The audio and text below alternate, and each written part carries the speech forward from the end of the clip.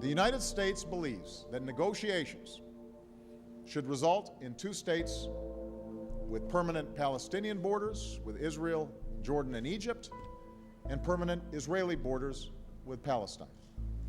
Israel supports two-state solution, a Palestinian state, side by side to a Jewish state.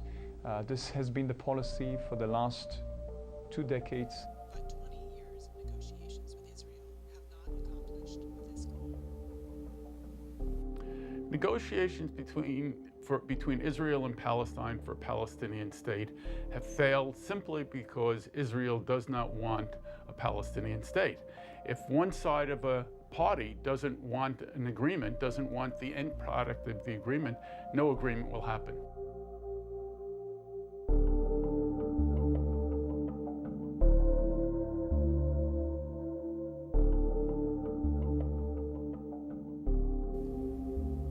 Meanwhile, Israel has turned its occupation into a de facto annexation of most of the West Bank and has populated the area with a large number of exclusively Jewish housing developments, leaving scattered Palestinian enclaves separated by walls and checkpoints. Now, there are 2 reasons that Israel doesn't want a Palestinian state. One is it wants all the land. That's been clear since Ben Gurion. And that's why even the present government has chosen to expand settlements over going to peace talks. The other reason is that the Israelis fear a Palestinian state. They fear both terrorism and a war from that state. And Prime Minister Netanyahu in 2002 said that, quote, a Palestinian state will be a threat to the entire state of Israel.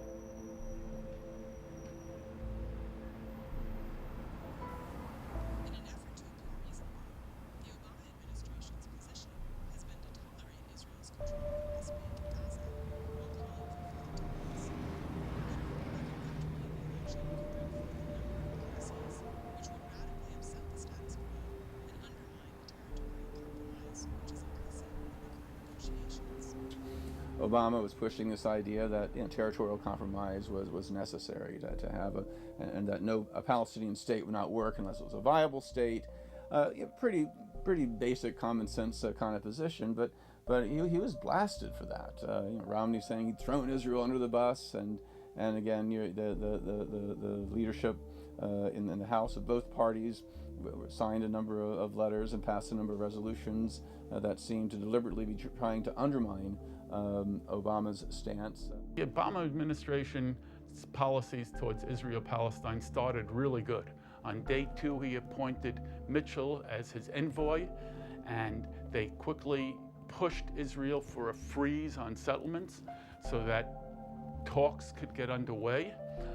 But that move failed. It failed for 2 reasons. It failed because the Israelis didn't want to make a freeze, and they basically said no. But more important than that, it failed because Congress sided with the Israelis against their president. And so Obama was sort of caught between Israel on one side saying no, and Congress on the other side saying no.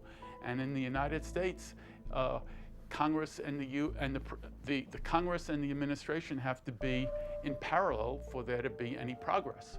So that stopped. And Obama and the Obama administration fell into the mode of the previous presidents, Bush and Clinton, in basically doing what Israel wanted. As with quite a number of other issues, the profound disappointment at Obama and the compromises he's made and various positions he's taken vis-a-vis Israel-Palestine that are anathema, not just to people who support the Palestinian cause, but people who do just believe in human rights, international law, should not ignore the fact that a Romney presidency would be profoundly worse.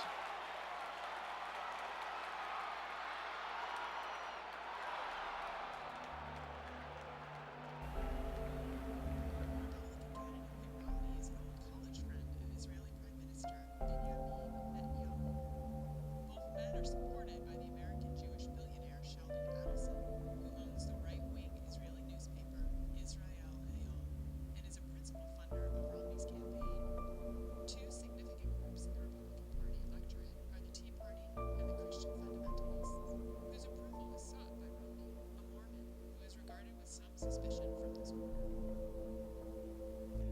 The original Tea Party had rather strong libertarian and even isolationist sentiments. So these are not the kind of conservatives that support Netanyahu and a greater Israel and the more hardline, hawkish positions we usually associate with Republican politics. However, the conservative wing of the Republican Party has co-opted the Tea Party in a number of areas, including the Christian right, which has increasingly come to dominate the Republican Party. And these include these dispensationalists who believe that modern Israel is a fulfillment of biblical prophecy and that a greater Israel is necessary for the second coming of Christ.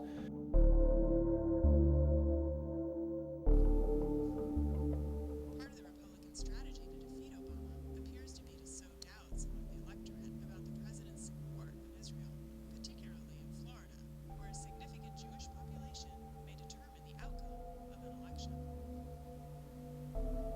Romney goes around saying that Obama is not a good friend of Israel and he would be a better friend of Israel. And Romney has said he'll do the exact opposite of Obama. The vast majority of American Jews are not single-issue voters. John McCain really tried to outflank Obama on the right on the Israeli-Palestinian question in the 2008 election, and yet Obama received nearly 80% of the Jewish vote. Indeed, public opinion polls have shown that American Jews as a whole are actually closer to Obama's position than that of Netanyahu and the Israeli government. So by allying with the right wing in Israel, as Romney and the Republicans are doing, they are not getting closer to the perspective of the majority of American Jews, but are actually just solidifying the right wing. Jewish and Arab absolutists alike have always envisioned an undivided state along the Mediterranean coast, bordering Lebanon and Syria in the north, Egypt in the south, and Jordan in the east. The only question is which group would have sovereignty over it. The original Zionists and the PLO and Hamas all really want a single state that they control. And so they really are similar, but they've evolved very, very differently. Israel has basically got what it wants. In their founding charter of 1968, the PLO rejected the UN 1947 Palestine Partition Plan and sought to reclaim the territory formerly under the British mandate by armed struggle, establishing a secular Arab state in Palestine. Similarly, the Hamas charter affirmed in 1988 the goal of liberating Palestine from Israeli occupation and the establishment of an Islamic State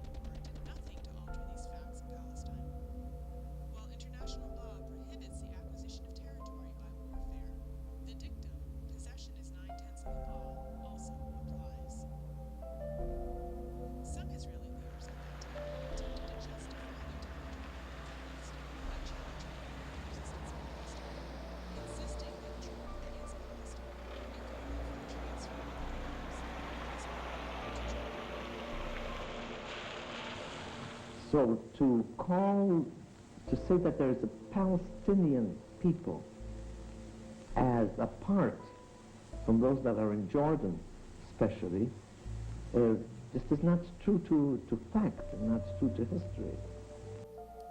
This point of view has currency among Zionists today, and it has for a long time been a shared outlook among some factions of American Jewish and Israeli society. Meir Kahan, for example, a rabbi from Brooklyn and founder of the Israeli right-wing Catch Party, has been an ardent advocate for an exclusively Jewish state in Palestine and for the expulsion of the Arabs since the 1980s.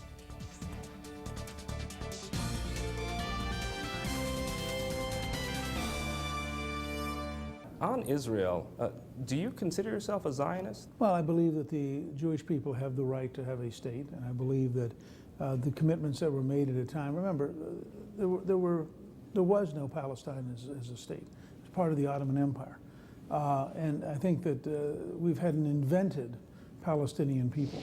Because first and foremost, there's never been a state called Palestine. We're talking about nomadic Arabs. Palestine is a region. And once upon a time, everyone who occupied that region had on their passport Palestine. There's always been a state of Israel. After 1948, we have a modern day state of Israel. So we need to respect that, and the people who call themselves Palestinians need to have a right and a respect of that state of Israel. Until then, until there's a willing peace partner, there really can't be peace. Few men in Israeli politics today stir more emotions than this man, Danny Danon, the Deputy Speaker of the Israeli Parliament, the Knesset. To his supporters, he's a patriot, a defender of the Jewish state, and a strong supporter of Israeli settlers. His opponents call him and his followers dangerous. If I was in charge, I would have built much more all over Judea and Samaria, because I believe it's ours. We don't need to get permission from anyone for that. Now, you've spoken in the past of annexation. Is that what you mean, or is there more? I think it's one of the actions we should take. And annexing the Jewish communities in Judea and Samaria, I think it is a major step, and I would recommend the Prime Minister to endorse my initiative on that. But from everything that you have said so far, it would appear that you don't even believe in a two-state solution at all. To my perspective, the Palestinian state is not acceptable, and there is a place only for one state in the land of Israel. I think the long-term solution will be a Palestinian entity that is connected to Jordan, and another Palestinian entity which is connected to Egypt. I do not believe in a two-state solution. Current Israeli plans for a unified state in historical Palestine include those of Knesset member Yuri Ariel, who proposes incorporating Palestinians into Israel with limited democratic rights. Knesset member Benny Elon's plan, which advocates the formal annexation of the West Bank and Gaza by Israel, the Palestinians becoming citizens of Jordan, and the proposal by former Chief of Staff to Netanyahu, Naftali Bennett, which calls for the annexation of the West Bank, the relinquishing of Gaza, granting full Israeli citizenship to some of the Arab population, with others remaining in quasi-independent Bantustanis. Elements of these Israeli proposals are mirrored in the positions of some American legislators. Illinois Congressman Joe Walsh has declared that the only viable solution for the Middle East is a one-state solution, one contiguous Israeli state from the Jordan River to the Mediterranean Sea. There will not and cannot be lasting peace in the Middle East until then. And the Florida Senate Resolution 1396 calls for a single state in historic Palestine. Notably, none of these plans for a single state recognize the right of return of the Palestinian refugees and are carefully crafted to ensure that any residual Arab population will remain a minority. I don't think that I think that transfer, moving the Palestinians out of the West Bank, is a marginal idea. There are certainly Israelis who want to do this, and there are some of the Israelis who are part of the current government who want to do it. And there are many Israelis beyond that, who you might call mainstream Israelis, who wouldn't be opposed to it.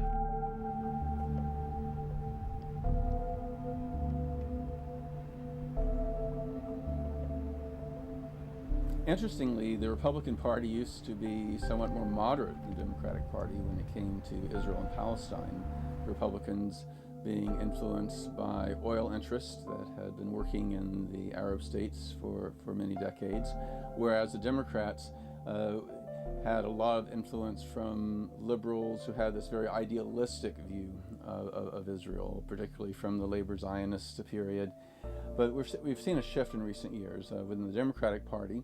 Liberals are willing to be more critical of Israel on human rights grounds, because there are violations of international legal standards and the like, positions more akin to the Israeli peace movement, whereas the Republican Party has been taken over by the Christian right, who take a very, very hard line and have been pushing the kind of angle we're now hearing from Romney and from the Republicans overall. Meanwhile, while rank-and-file Democrats are much more moderate on Israel than they used to be, the Democratic Party leadership, particularly in Congress, is barely distinguishable from the Republicans, particularly the Democrats that dominate the respective subcommittees of the House and Senate.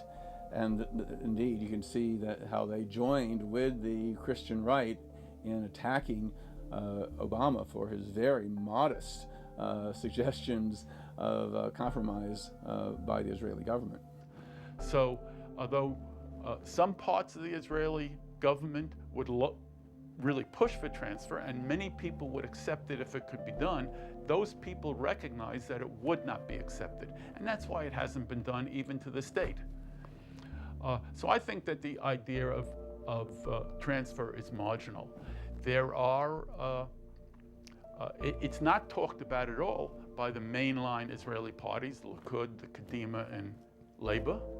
And it's not talked about by the main establishment Jewish American groups in this country, like AIPAC and the ADL and the Conference of Presidents. In terms of their percentage of the American electorate, the American Jewish population is smaller now than it's been for more than a century. And more importantly, they have never been more divided when it comes to the issue of Israel. Especially among younger Jews, there's not a particularly strong personal attachment to Israel, and where there is, there's much more of a tendency to ally with the peace camp and not with the right wing that currently leads the Israeli government.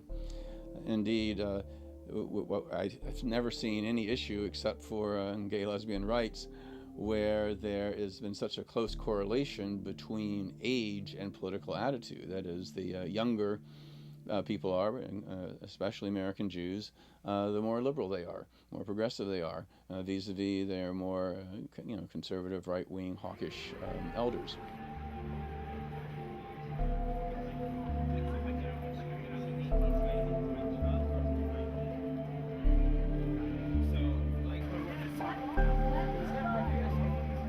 No Zionist government will ever allow any part of the land of Israel to be taken away from the state of Israel. And what this means is that there will never be a Palestinian state. There might be little pockets of autonomy, as there are today, but there will never be a Palestinian state on any significant part of the land, because this is not possible.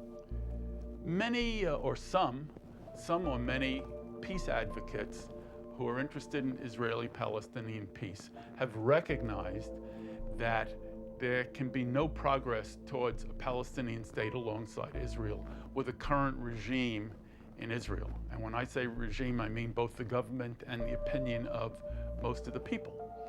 And these people, some of these people have jumped to the idea of one state, one democratic state in Israel-Palestine.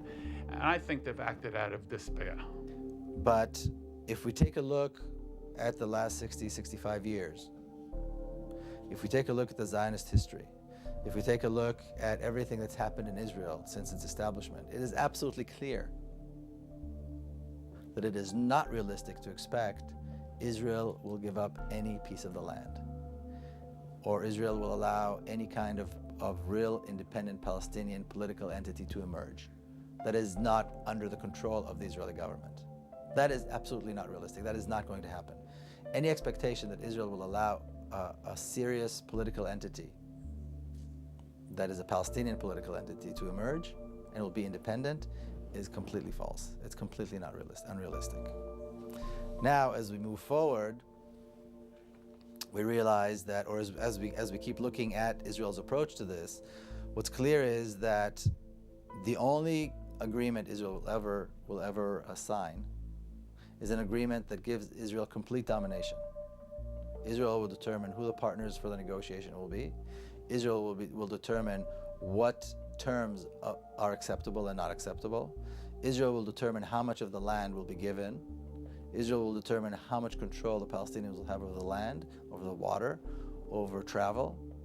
And these are the only conditions under which Israel will sign some kind of a peace agreement with the Palestinians, which of course is not a peace agreement. It's an agreement to continue Israeli domination over all of Palestine.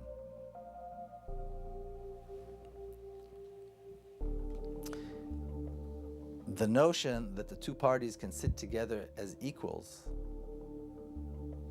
and are somehow equal in any way, shape, or form in their regard to the land, in their rights, is completely inconceivable in terms of the Zionist thinking. We are morally, historically, politically, militarily, we always have to have the upper hand. We are superior to them in every possible way.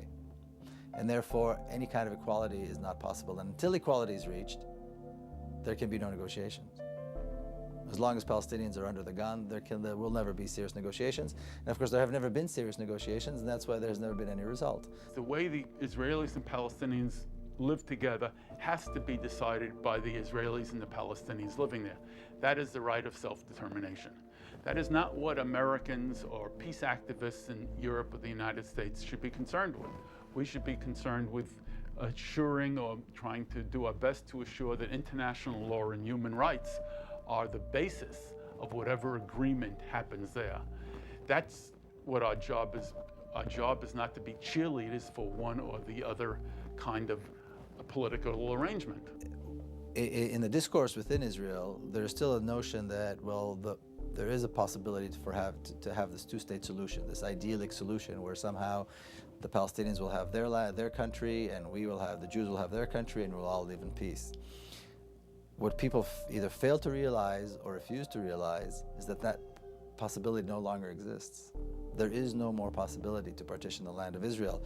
The two options that exist today for a solution are either the status quo, which means Palestine will remain governed and dominated by Zionist Israel forever, or a solution that allows all the participants, all the people who live on the land, to participate in creating the future for this country. In other words, a real democracy, a real pluralistic democracy where the state is divorced from the national identity of the people.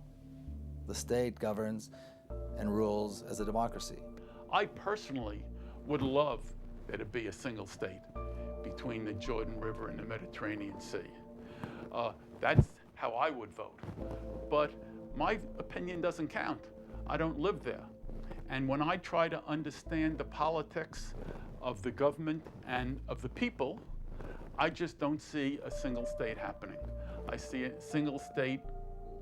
There's so much built up animosity between these people, and there's such an economic disparity between the two sides that I see as a single state, whether it's a one-person, one-vote state or even a federal state or a binational state, I see it leading to violence. And I see it as being a distraction to a real solution. I think a real solution has to be a Palestinian state alongside of Israel. This is the only way that both the Israelis and the Palestinians can express their identity in a state. History has shown us that as long as we remain focused on partition as the solution, we're doomed to fail. There will be no solution. There is this notion by the Israeli left or by some people in the Israeli left that somehow the settlements will be dismantled, and even if the settlements are not dismantled, that Palestinians will somehow be given lands in different parts of Israel as some kind of an exchange. But all of this, when you get right down to it, you realize is really not possible. None of this is possible. And as long as we remain focused on this two-state solution or the notion of any kind of partition, we're going to see the continuing of Israeli domination or Zionist domination on the land and on the people, the continuous brutal oppression of any attempts by Palestinians to assert their rights. And as we look at the Israeli prisons, we see that they're filled with Palestinian activists.